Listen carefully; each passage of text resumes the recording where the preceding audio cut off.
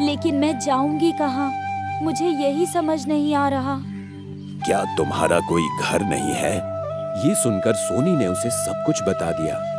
तुम बिल्कुल सही जगह तशरीफ लाई हो बेटी। जैसा तुम्हारे साथ हुआ वैसा ही कुछ मेरे साथ भी हुआ था।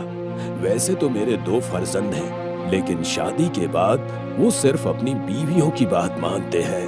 उन्होंने मुझे घर से अलग कर दिया और मैंने अपने हिस्से के पैसों से अपने इस ढाबे की तामीर की। तब से मैं यहीं अपनी जिंदगी बसर कर रहा हूँ। अब तुम यहीं मेरे साथ रहना, मेरी बेटी की तरह।